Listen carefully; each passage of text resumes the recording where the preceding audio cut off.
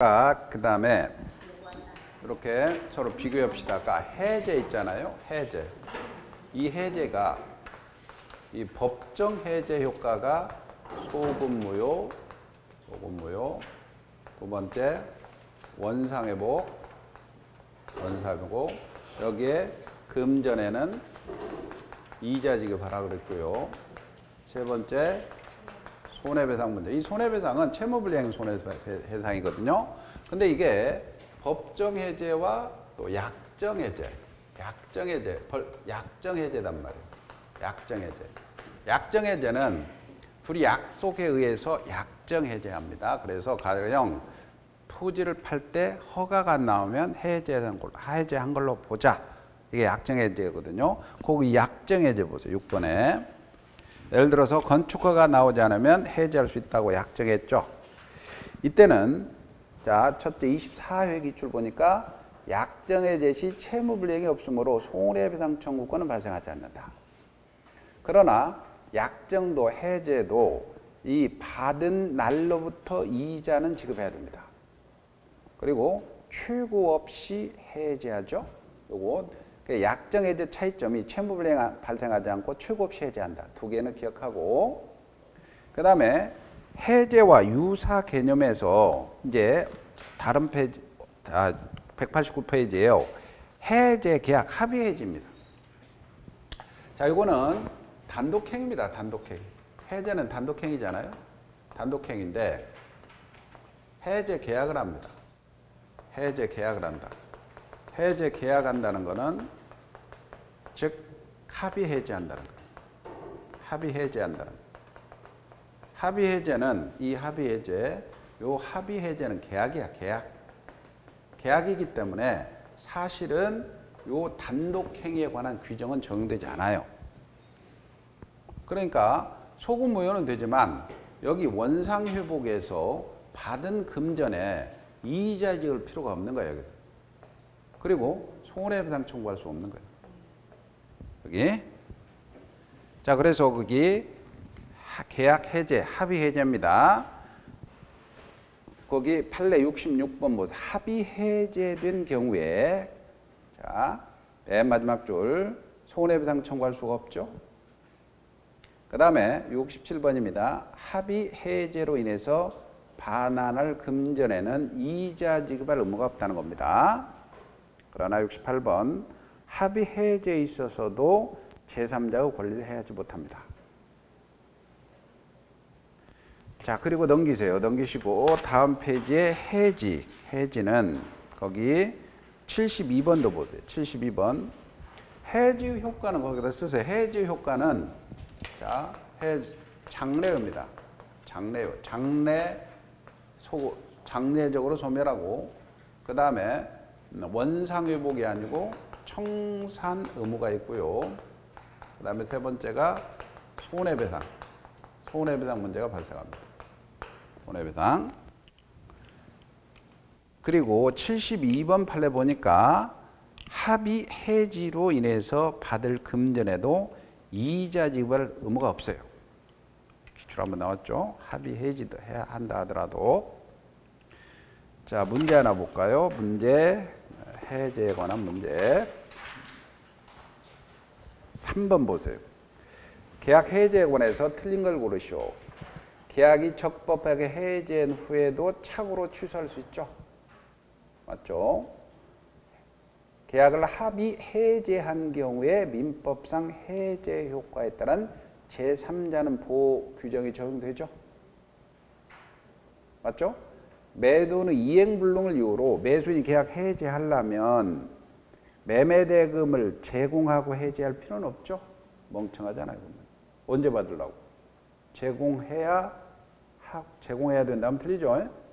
집이 불탔는데 대금을 줄 필요 없잖아. 3번이 답이죠. 토지 매수인으로부터 토지 위에 신축한 건물을 매수한 자. 건물 매수한 사람은 제3자에 해당되지 않죠. 공유자가 아까 공유토지의 매매계약을 체결했습니다. 특별한 사정 없는 한 공유자 중 한 사람은 지분에 관해서 계약을 해지할 수 있죠. 됐죠? 예. 그 다음에 이제 매매 강론으로 매매 교환 임대차 매매입니다. 거기에 190, 자, 매매 교환 임대차. 매매 교환 임대차를 배운다. 매매 교환 임대차. 근데 매매 교환 임대차는 공이 다 이미 배웠듯이 낙성계약이야. 낙성계약. 그 다음에 쌍무계약이요. 쌍무계약. 그 다음에 유상계약이야. 유상계약이야. 그 다음에 다 불효식계약이야. 불효식계약. 그래서 매매교환 임대차는 낙성, 쌍무, 유상, 불효식계약이니까 이 쌍무잖아. 쌍무니까 동시행항변권 위험부담 문제가 발생하죠. 그 다음에 유상이니까 이 매매에 관한 규정을 갖다 쓰니까 매매에서 담보 책임 규정하고 교환 임대차도 갖다 쓰죠. 그 다음에 불효식계약이다. 낙성이니까 563조 보세요. 매매는 당사자 일방이 재산권을 상대방 이전을 약정하죠. 여기 재산권이라고 그랬어. 여기서 재산권이라고 그랬으니까 요 재산권 기출이 뭐냐면 이 재산권을 이전할 거 약정하고 대금 지급할 거 약정한다 그랬죠. 요 재산권이니까 이게 권리도 포함되는 거야. 그리고 물건도 포함되고, 에? 그럼 권리 포함되니까 지상권도 매매 대상이 될 수 있어요? 지상권도 재산권이 아니에요? 지상권 재산권 아니야? 맞죠? 그럼 지상권은 매매 대상이 될 수 없다면 틀리죠. 기출이야. 전세권은 재산권이죠. 임차권 재산권이죠. 에? 이 재산권에 지상권도 포함되고 전세권도 포함되고 임차권도 다 포함돼요. 기출이란 말이에요. 재산권이라고 그랬고. 그 대금이라고 그랬죠. 대금은 꼭 금전이어야 돼요?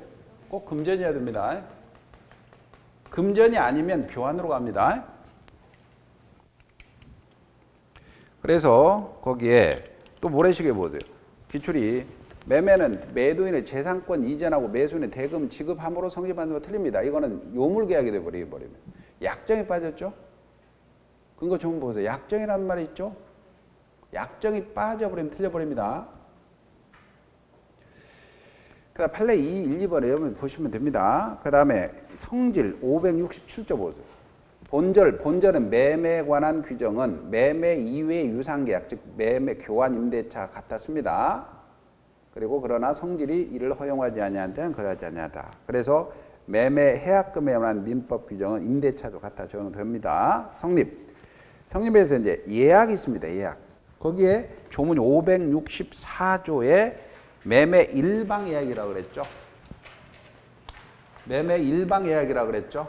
일방 예약이니까 우리가 봅시다. 일방 예약이다. 이게 뭐냐면 만약에 우리가 호텔 예약을 했다 합시다. 호텔 예약을 하고 그 다음에 그 날짜에 가서 방 주세요. 그럼 방 주죠. 호텔 예약을 해놓고 예약했습니다. 며칠 날 방 주세요. 그럼 방 주죠. 이해가죠? 방 주세요가 예약 완결권 행사하는 거야. 그러면 예약 완결권 행사해버리면 어떻게 됩니까? 숙박 계약이 성립하죠. 네? 그러면 예약 완결권은 일반적으로 여관 주인이 갖고 있어요. 저거 예약한 손님이 갖고 있어요. 손님이 갖고 있죠. 손님이 갖고 있죠. 그러니까 예약 완결권을 한 사람이 갖고 있으면 일방 예약이라고 하고 둘 다 갖고 있다면 쌍방 예약이라고 하는 거야. 이해가죠? 그러면 예약 완결권을 행사해버리면 숙박 계약이 성립하잖아요. 그럼 매매 계약을 해놨어. 매매 예약을 해놨을 때 매매합시다. 그럼 매매 계약이 성립해버리죠. 똑같아요. 그러면 보세요. 이게 일방 예약은 한 사람이 예약 완결권, 한 사람이 예약 완결권을 가지고 있는 거야. 그러면 일반적으로 손님이 갖고 있는 게 숙박 계약을 해보세요. 예약했으면 손님이 갖고 있는 게 일반적이죠. 그래서 그래서 이 예약이 쌍방 예약, 여러 가지 예약 중에 일반적으로 손님이 갖고 있으니까 일방 예약으로 추정되는 거예요. 쌍방 예약이 아닙니다. 그러면 예약 완결권은 자, 한 사람이 가지고 있단 말이에요. 그럼 완결권은 자, 방 주세요. 예약했습니다. 그러면 숙박 계약이 성립하죠. 이게 형성권이란 말이에요. 아까 형성권 있었죠? 수익의사 표시. 받겠소. 권리가 형성되죠? 해제권. 형성권이죠? 그죠? 근데 이 형성권이니까 기간이 정해져 있으면 기간 안에 행사해야 돼요. 그죠? 근데 기간이 정하지 않았어. 제척 기간이 몇 년? 10년이야. 10년 안에 행사해. 기간이 있으면 기간 내 행사, 기간이 없으면 10년 안에 행사해야 돼요. 이해가죠? 근데 10년 기다리기 힘드니까 상대방 쪽에서 어쩔래? 뭐가 와야죠? 최고가 오죠? 그죠? 그죠? 최고 왔다. 그러면 확답을 받지 못하면 소멸하는 거지. 똑같아요, 논리가. 딱 보니까 564조 보니까 거기에 매매의 일방예약은이랑 상대방의 완결할 의사표시, 빗줄이죠. 완결할 의사표시, 예약 완결권을 행사하는 겁니다. 예약 완결권 행사한 때 효력이 생기죠. 매매가 되죠. 전항 의사표시 기간을 정하지 않았어. 기간 정했으면 그 기간에 해야 되는 기간을 정하지 않았어. 그러면 10년 안에 행사해야 되죠. 예약단은 즉 상대방 쪽입니다. 예약 의무자는 상당 기간을 정해서 완결 여부 최고할 수 있죠. 근데 예약자가 전환 기간에 확답을 받지 못해. 그러면 예약은 소멸을 해버리죠. 자, 그런 겁니다. 그래서 거기 쭉 보시면 되고요. 거기 3번 보세요. 3번 판례. 3번 판례. 모래시계에 3번 위에 2개의 기출, 작년 기출 나옵니다. 거기 매매 예약이 성립한 이후에 상대방의 예약 완결권 행사 전에 목적물이 멸실돼서 이행 불능돼 버렸습니다. 없어져 버렸는데 완결권 행사에서 매매를 성사시킬 필요가 없죠. 이해가죠? 두 번째 모래시계 작년 기출. 완결권은 당사자사의 행사 기간에 약정하지 않았어. 그러면 형성권이 몇 년? 10년 내에 행사해야 되죠. 그 다음에 3번 판례 보세요. 지금 예약 완결권, 이 예약은 매매 예약에서 갑과 을이 있어요. 갑과 을일 때 갑과 을이 매매 예약을 한다. 이 예약은 가등기할 수 있어요. 가등기할 수 있어요. 그럼 가등기했을 때 완결권에 가등기했을 때 완결권 행사에서 본등기 청구할 때 이 토지가 팔려버렸다. 그럴 때 본등기 청구는 을이 갑한테 본등기 완결권 행사해야 되지 병은 직권마술 드는 사람한테 병환한테는 아닙니다. 본등기는 갑한테 청구하는 거예요. 팔렸더라도. 그래서 거기 보니까 예약 완결권이 가등기되어 있습니다. 목적물이 제3자에게 양도되어 있습니다. 의무자는 예약 당시의 상대방 갑에게 해야 되지 양수인 병한테 하는 거 아닙니다. 양수인은 직권마술 돼요. 그 다음에 본계약 성립 전에 일방의 예약 내용을 변경하는 것은 허용되지 않습니다. 오른쪽에 판례 5번.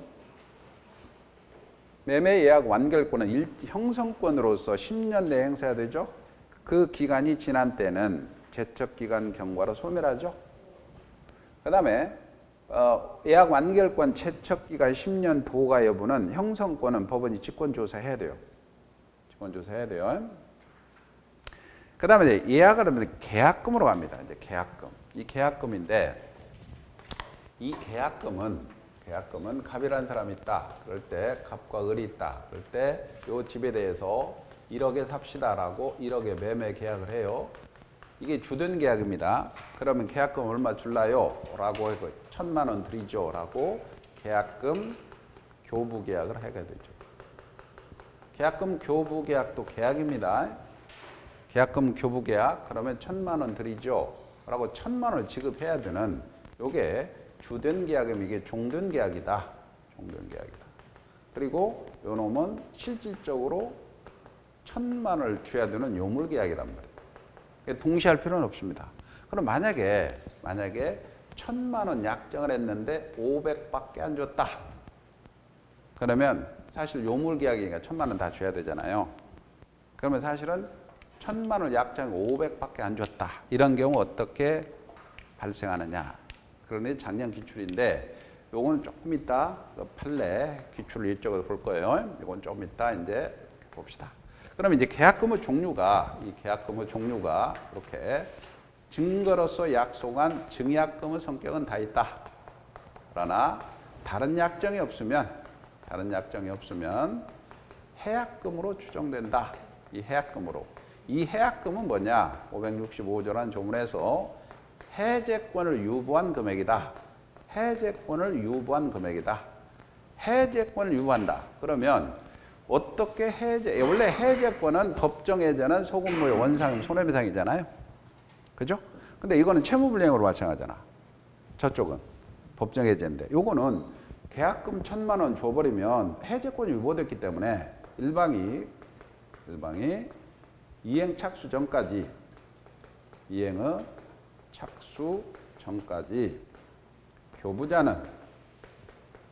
교부자 을은 계약금 포기해버리고 수령자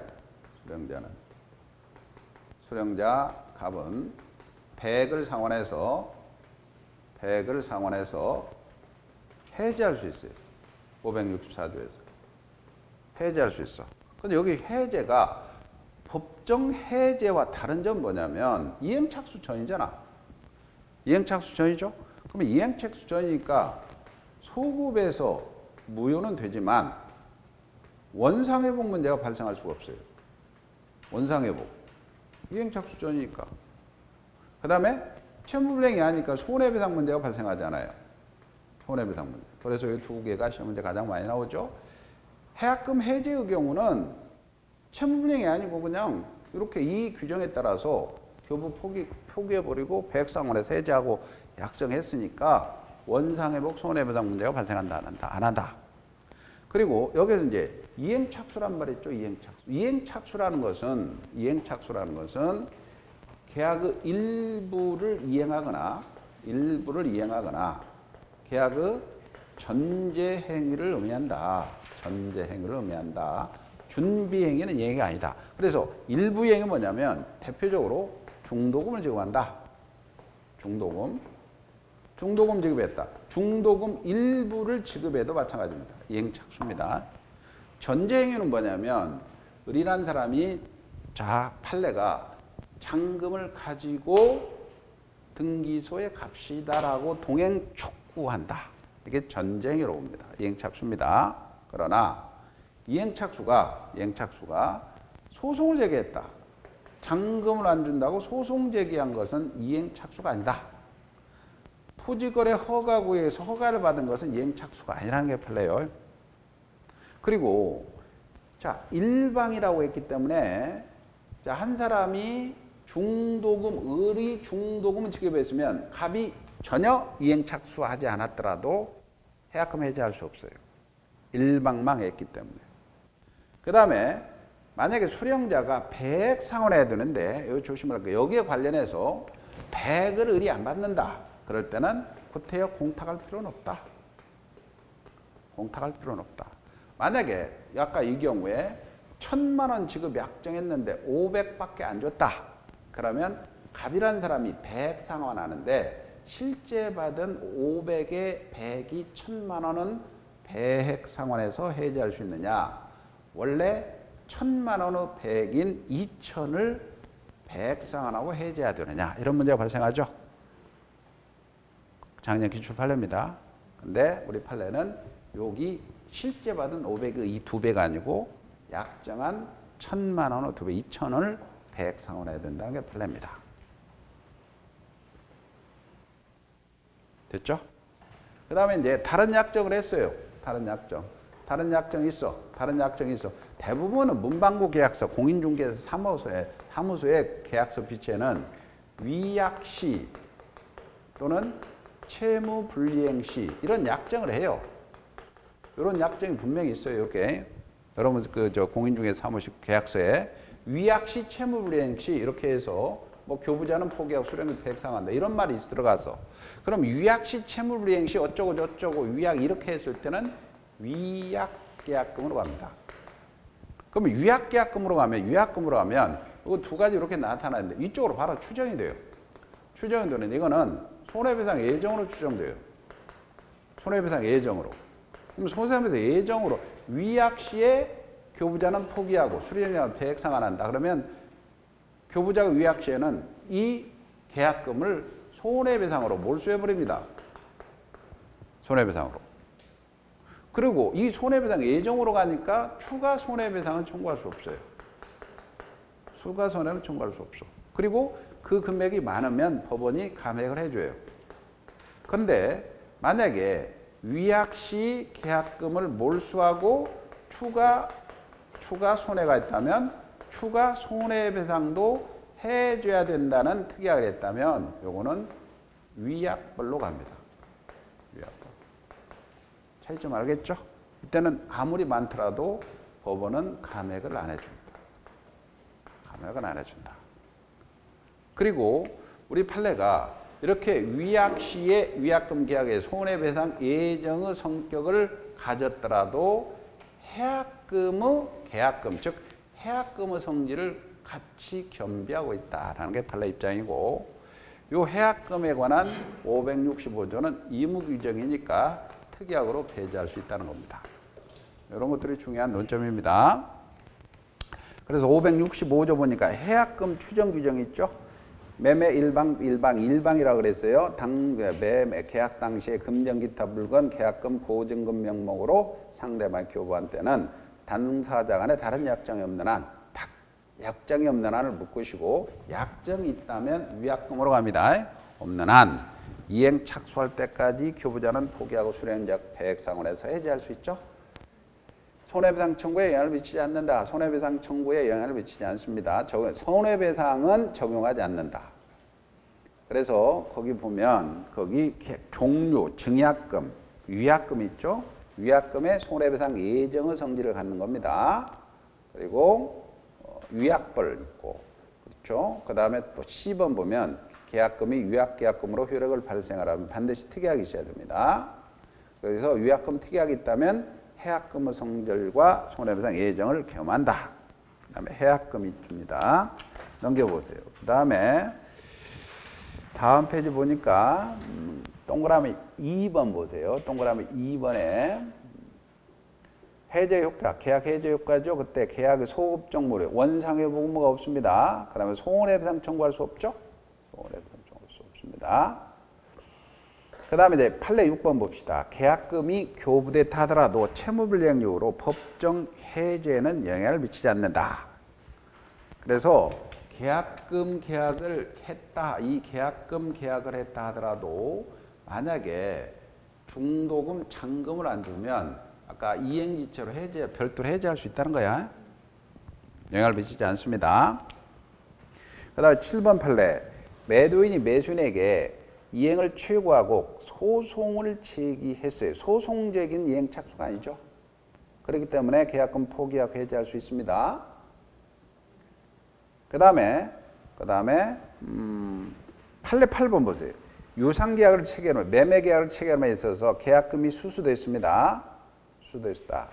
이때 만약 계약금을 해약금의 성질을 가지고 있어서 이를 위약금으로 하는 특약이 없는 이상 일방의 규책 사유로 인해서 해제됐다 하더라도 실제 손해, 채무불이행으로 실제 손해배상만 받을 수 있을 뿐이지 계약금이 위약금으로 당연히 귀속된다고 볼 수 없다. 아까 위약 시, 채무불이행 시 위약금 계약을 해야 추정돼서 손해배상 몰수되는 거죠. 이런 특약이 없으면 실제 손해배상만, 실제 손해액만 청구하라는 거죠.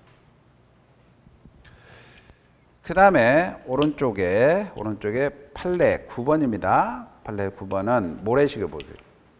매도인이 이행에 전혀 착수하지 않았다면 매수인이 중도금을 지급한 후에 계약금 포기하고 해지할 수 있다. 그럼 틀리죠? 아까 일방이라고 그랬잖아. 일방이니까 중도금 지급하면 일방 이행 착수했죠? 네? 그러면 일방 이행 착수했으니까 매도인은 계약금 해지할 수 없어요. 이해가죠? 일방이라고 그랬잖아. 한쪽만. 중도금 한쪽 지급했으면 일방 이행 착수한 거니까 갑은 전혀 이행 착수하지 않았더라도 안 됩니다.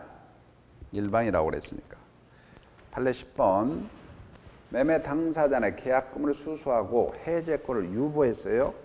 계약이 계약금의 100을 상환하고 해제라면 해제 의사표시 이외에 100을 제공하면 좋겠지 공탁할 필요는 없다라는 거죠.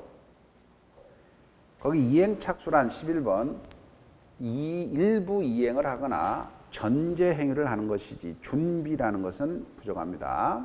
예를 들어 통장에 돈을 딱 잔금을 해놨다. 준비죠. 그 다음에 밑에 13번 판례 모래시계 첫 번째입니다.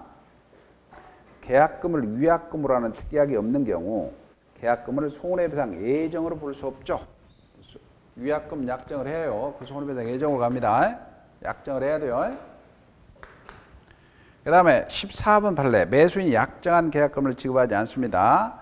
그러면 지급하지 않았어. 그러면 요물계약이니까 계약은 성립하지 않아. 임으로 해지할 수 없죠. 요게 1,000만 원 지급하지 않았어. 1,000만 원 지급하지 않았으면 해지 안 돼요. 이해가죠? 약정만 가지고는 안 되고 1,000만 원 지급해야 된단 말이에요.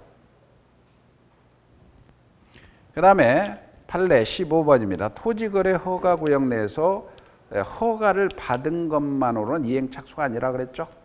그러니까 100을 상하로 해지할 수 있죠. 그 다음에 16번 판례입니다. 계약 당사자가 계약권을 배제하는 약정을 합니다. 해지할 수 없죠. 자, 문제 봅시다. 문제 보면 문제가 4번 문제 보세요. 계약금에 관해서 틀린 걸 고르시오. 틀린 걸 고르시오. 작년 기출입니다. 계약금 포기한 해제. 계약금 포기한 해제니까 해약금 해제죠. 에? 그럴 경우에 상대방은 채무불이행 이유로 손해배상을 청구할 수 있다 없다? 없다. 손해배상 청구 안 되죠? 에? 2번. 계약금 계약은 계약의 부수에서 되는 종된 계약이죠? 종된 계약이죠? 3번. 매도는 이행불능 이유로 매수인이 계약을 해제라면 아니 그게 아닌가? 3번. 계약금을 위약금으로 하는 당사자 특약이 있으면 계약금 위약금 성질이 있죠? 맞죠? 4번. 계약금을 포기하고 행사할 수 있는 해제권은 당사자 합의로 배제할 수 있죠? 의무규정이라고 그랬죠?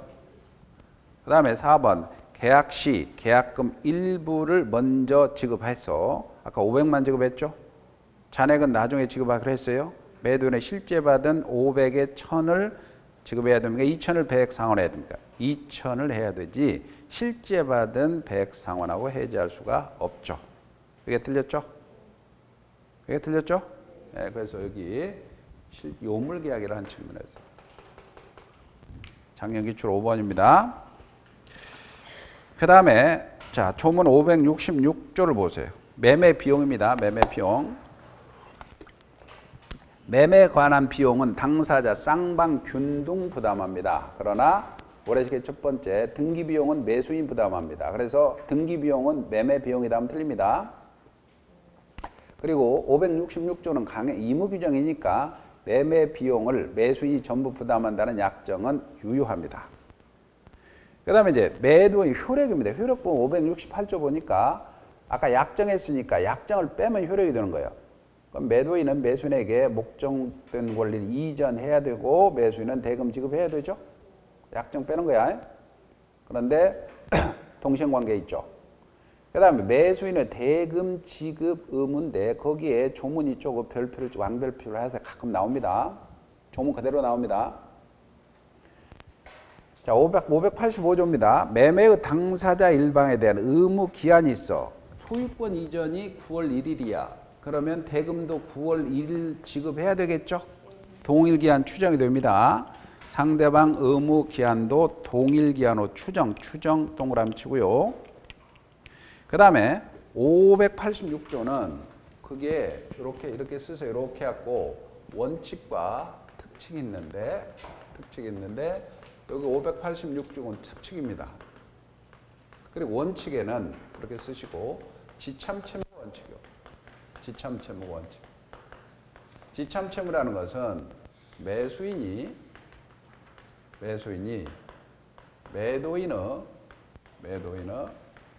현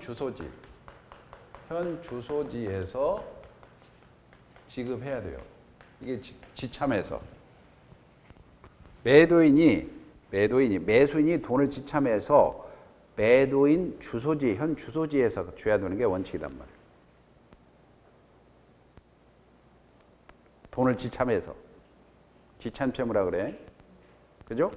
근데 만약에 이 두 분이 매매를 했어. 에? 이 볼펜을 샀어, 이분이. 그럼 지참채무 원치니까 이 아가씨 집을 가야 되겠죠. 집이 어디요? 미산동? 미산동까지 가야 돼요. 볼펜값 주로. 얼마나 불편해. 그죠? 그런 게 특징이니까 매매와 동시에 인도와 동시에 대금을 지급하는 경우라면 그 자리에서 인도 장소에서 지급하라. 그 인도 장소가 특징이야. 그래서 585 잘 나옵니다. 매매 목적물 인도 동으로 인도와 동시에 대금을 지급하는 경우는 인도 장소입니다. 그 다음에 587조는 자 보세요. 만약에 소를 하나 샀어. 값이 1억고 소를 샀어. 소를 매매를 했어.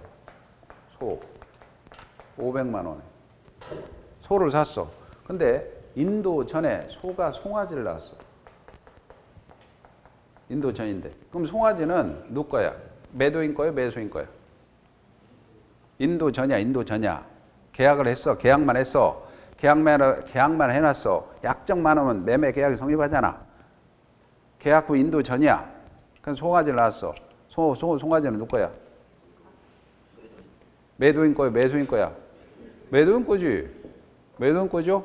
인도 전에 송아지는, 이 송아지는 법정과실이죠? 송아지는 무슨 과실이야? 법정과실. 그죠? 그러면 500을 아직 안 줬으니까 500의 이자는 돈 있으면 이자 붙죠? 그럼 이자는 누가 먹어? 매수인이 먹죠? 계약한 상태의 돈 지급 전에는. 이해가죠? 이자 지급해요? 계약해놓고? 이자 지급 많잖아. 500 이자는 매수인 먹고, 그 이자는 이게 법정과실, 죄송합니다. 법정과실이 아니라 천연과실이죠? 왜 얘기 안 해? 천연과실이죠? 예? 이자는 법정과실이잖아요. 이자는 법정과실이죠? 이게 공평하잖아. 그죠? 근데 만약에 이 사람이 500을 지급해버렸어. 500을 지급해버렸어. 그러면 500을 지급해버렸으면 지급했는데 소가 송아지를 낳았어. 송아지는 누구 거야? 울 거지. 울 거지? 이해가죠? 왜? 500을 지급했으면 이쪽 500하고 이자를 갑이 먹잖아. 그죠? 그러면 송아지는 인도 전이라도 을인 먹여야지. 이해가죠? 그리고 만약에 인도 해버렸어. 인도 받은 날로부터는 이자를 지급해야죠. 인도 받은 날부터 이자 지급해야죠. 자, 이거 587조입니다. 잘 나오죠, 시험에. 매매 계약이 있은 후 인도하지 않는 목적물로 생긴 과실. 아까 송아지는 누구에 속한다? 매도인에 속합니다. 이걸 매수인으로 바꿔치기 해서 맨날 나와요. 그 다음에 매수인이 목적물 인도 받은 날로부터 이자 지급하죠. 네? 그 다음에 대금 지급에 관해서 기한이 있으면 기한에 의하고요. 588조입니다. 매매 목적물의 권리를 주장하는 자 밑줄이고 근저당 써있어요. 근저당에 설정돼 있어. 계약을 해서 집을 샀는데 근저당이 딱 돼 있어. 그러면 어떻게 됩니까? 매수인은 그로 인해서 권리의 전부나 일부를 염려가 있죠. 그럼 매수인은 위험 한도 내에서, 즉, 근저당 말소 전까지는 나 전부 일부를 못 준다, 거절할 수 있죠. 예? 근저당 말소까지는 대금 못 준다, 거절할 수 있죠. 그러나 매도인이 상당한 담보를 제공하면 거절 못 합니다. 자, 거기까지입니다. 그래서 4개의 지문, 조문 그대로 나옵니다. 오른쪽에 판례 17번 보세요. 매매 목적물 인도 전이라 매수인이 대금을 완납했어. 아까 속값 다 줬어. 그 후에 송아지는 누가 먹죠? 매수인이 먹죠. 이해가죠? 그다음 담보책임이에요. 담보책임은 쭉 넘겨보세요. 담보책임은 조문은 뭐 할 필요 없고요. 어디냐면 203페이지 보세요. 203페이지. 203페이지에 거기 저전 손해를 몇 대 전해라? 1대 전해라. 수선이 용선이 하자 있죠? 요것만 보면 잘 봅니다. 203페이지에. 203페이지에. 그래서 권리하자가 있고 물건하자로 두 개 나눠지죠. 권리하자의 전부 타인의 권리 매매죠. 그럼 선악 불문하고 해제 전해라. 그 다음에 선인 경우 손해배상이죠. 선인 경우 손해배상. 제척기간 있어요 없어요? 없죠. 자, 요거 그 다음에 일부 타인의 권리 매매 1대죠. 선악 불문하고 대금감액이죠. 그 다음에 선인 경우 잔존 부분이면 매수하지 않았어. 해제죠. 선인 경우 손해배상. 채척기간은 선이라면 한 달로부터 1년, 악이라면 계약한 달로부터 1년이죠. 그 다음에 수량 부족 일부 멸실. 수량 부족 일부 멸실입니다. 일부 멸실은 이게 원시적 일부 불능입니다. 일부 멸실은 뭐라고? 원시적 일부 불능. 그럴 때 무조건 선이죠. 무조건 선이고 그 위에 그 조문이 그대로 갖다 놨으니까 선이니까 선인 경우 대금감액, 선인 경우 잔존 부분 매수하지 않았다 해제, 선인 경우 손해배상. 선이니까 안 날로부터 1년이죠. 수선이죠. 수선이. 용선입니다. 용선이란 뭐냐면 용선이는 용익물권 등의 제한이 있으니까 용익물권에 우리가 지상권이 설정되어 있다. 사고 보니까 지상권이 되어 있다. 전세권이 설정되어 있다. 그 다음에 지역권이 설정되어 있다. 대항력가춘 임차권이 설정되어 있다. 그렇죠? 등기도인 임차권이 설정되어 있다. 기타 등등 이런 것들이 있어요. 지상권, 지역권, 전세권, 등기도인 임차권이 있다. 그러면 너 책임지라. 매수인이 너 책임지라 이거예요. 그 용선이죠. 용선이는 무조건 선이죠. 선이고 계약 목적 달성할 수 없으면 해제 손해배상. 있으면 손해배상. 안 날로부터 1년이죠. 그 다음에 저당권, 전세권, 행사가 경매입니다. 경매로 소유권을 잃어버립니다. 저전 손해라 그랬죠. 선악 불문하고 손해배상 해제죠. 제척기간 있어요 없어요? 없죠. 그 다음에 물건하자입니다. 특정물하자. 그래 용선이가 그대로 내려오죠. 용선이가 그대로 놓으면서 특정물에 집을 샀는데 그 집에 누수가 있고 균열이 있어. 누수 균열이 있다. 그러면 선인데 계약 목적 달성할 수 없으면 해제 손해배상. 있으면 손해배상인데 무과실이 추가되죠. 무과실이 추가돼요. 그런데 종류물 하자. 종류물은 뭐냐면 예를 들어서 제네시스 18년식이야. 2018년식. 수십만 대죠? 그 중에 한 대가 와서 이게 종류물이야. 엔진에 하자가 있는 거야. 엔진가 하나가 있으면 자, 둘 중 선택이에요. 야, 그거 새 거 줘. 하든 아니면 똑같이 계약 목적 달성할 수 없으면 해제 손해배상, 있으면 손해배상. 그리고 제척기간은 안날로부터 6월입니다. 차이점이. 안날로부터 6월이야. 근데 이거를 근거로 딱 잡아놓고 특이점만 몇 개만 파악하면 다 돼요. 어디 쪽을 보시냐면 197페이지 보세요. 197페이지. 거기에 571조가 있어요. 이건 뭐냐면 아까 갑이라는 사람이 있는데 이 토지가 있고요. 을한테 팔았는데 요 병소유단 말이에요. 병소유. 전부 타인의 권리 매매죠. 전부 타인의 권리 매매는 을은 너 책임지라. 그러니까 전해라니까 해제죠. 해제. 선악불문하고 해제할 수 있죠. 선악불문하고 해제하죠. 그리고 선인 경우에 손해배상이죠. 아까 전부 타인의 권리 매매. 그런데 요게 너 책임지라 해놓는데 문제는 요 매도인이 모르는 거야. 매도인이 몰랐어. 무슨 말이냐면 매도인이 자기 땅이라고 생각했는데 자기 땅이 아니더라 이거야. 가령 이게 작은아버지야. 극단적 작은아버지인데 작은어머니 일찍 돌아가시고 작은 형제 사촌도 없어. 재산이 좀 있어. 그래서 봉양을 잘했어. 그리고 절에 가서 빌었어. 빨리 돌아가시라고. 돌아가셨어. 그러면 내 거라고 생각하고 계약 팔았죠. 그죠? 근데 알고 봤더니 작은아버지가 숨겨놓은 자식이 있었던 거라. 자식이 나타난 거야. 그러면 이 차촌 거죠? 내 개가 아니죠? 모르고 팔아먹었죠? 모르고 팔았을 때 이 사람도 이 계약에서 빠져나와야 되겠죠? 그럴 때 선의 매도인은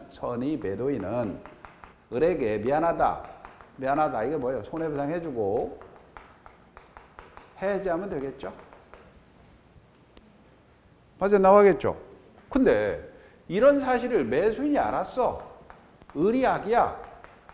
이런 사실을 알았어. 그러면 그때 손해배상 할 필요 없죠? 그리고 통지하고 해지하면 끝나겠죠? 예? 이것도 간혹 지문에 뜹니다. 그래도 571조 보니까 매도인이 계약 당시에 작은아버지 사건 써놓으시고 매매 목적 있는 권리가 자기에 속하지 아니면 알지 못했어. 내 거라고 생각했어요. 근데 사촌형 거란 말이죠. 권리를 취득해서 매수인이 이전할 수 없어. 그건 선의 매도인은 손해배상하고 해지할 수 있죠.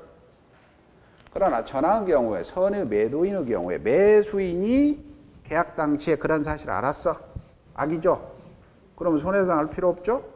매도인은 매수인에게 권리 이전할 수 없음을 통지하고 뭐 할 수 있다? 해지할 수 있죠. 저전 손해를 일대전에 수선 용선이 하다면서 선의 매도인의 담보 책임이니까 거기 하나 체크해 두시고요.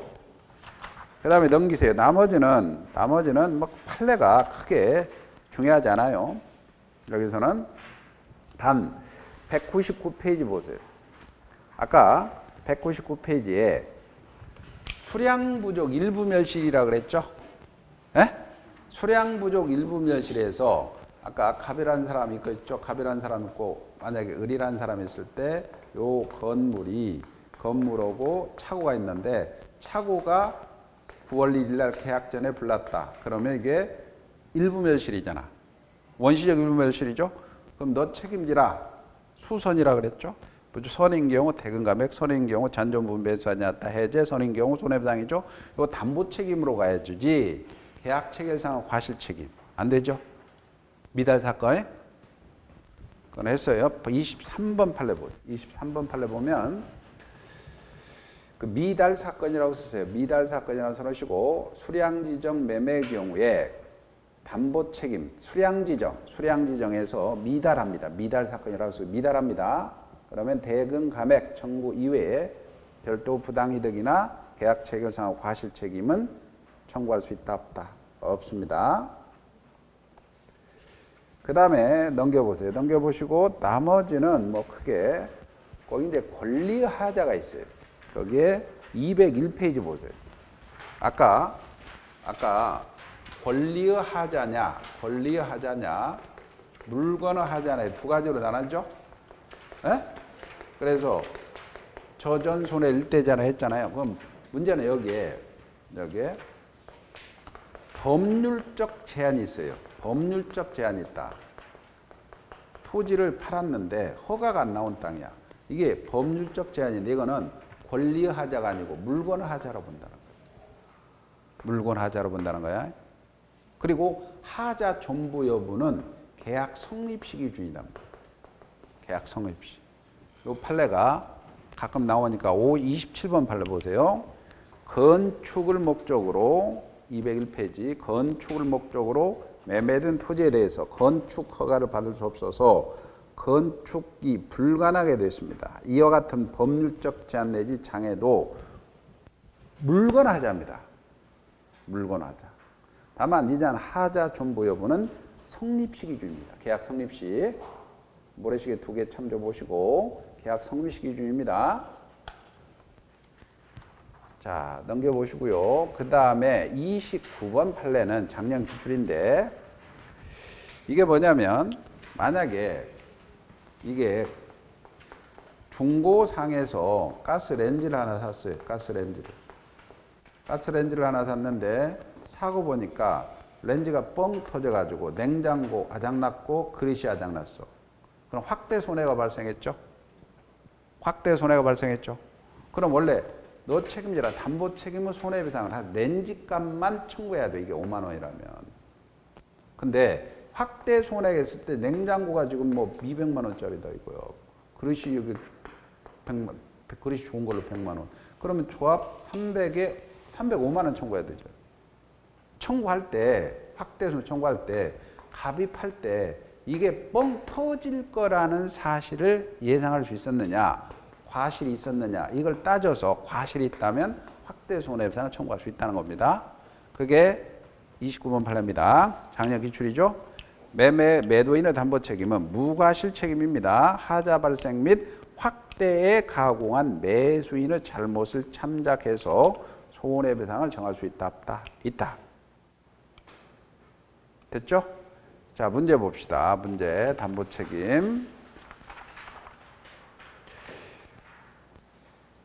자, 일단은 5번부터 보세요. 5번. 매매 일반적입니다. 매매. 5번에 매매 틀린 걸 고르시오. 기출문제입니다. 매매 비용은 매수인이 전부 부담받는다는 약정, 의무규정이라고 그랬죠? 유효하죠? 2번. 지상권은 매매 대상이 될 수 없다. 아까 매매는 재산권 이전을 약정하죠? 재산권에 지상권이든 전세권이든 지역권이 다 들어갑니다. 틀렸죠? 그 다음에 매매 인도와 동시에 대금, 인도 장소죠? 인도와 동시 대금 지급하면 무슨 장소? 인도 장소. 아까 조금 봤죠? 매매 목적물이 인도하지 않고 대금도 완대되지 않았어. 그러면 목적물 생기는 과실은 누가 먹어라? 매도인이 먹죠. 아? 송아지. 그 다음에 당사자세 행사기간을 정하지 않은 완결권의 형성권이가 몇 년간? 10년간. 됐죠? 그 다음에 6번입니다. 매도인의 담보 책임 옳은 걸 고르시오. 옳은 걸 고르시오. 타인의 권리를 매도한 자가 전부 취득에 매수인 이전할 수 없어. 전해라 생각나죠? 선악불문하고 해제할 수 있다, 없다? 있다.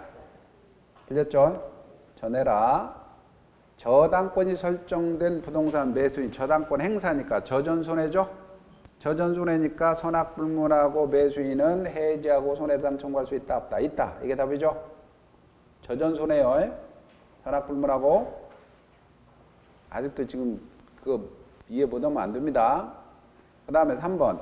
매매 목적 권리가 전부가 타인에 속해서 권리 이전할 수 없어요. 그러면 매도인은 선의 매수인에게 실료익이 아니고 판례가 이행이익 배상이다. 이행이익. 담보 책임 손해배상은 이행이익 배상이라는 게 판례입니다.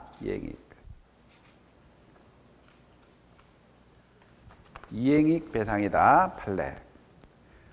그 다음에 4번입니다. 매매 목적이 전세권이 행사란 말이 안 들어가니까 용선이죠. 용선인 경우 계약 목적 관계 없이게 틀렸죠. 계약 목적 달성 관계 없이가 아닙니다. 계약 목적 달성할 수 없어야 선의 매수는 해지할 수 있죠.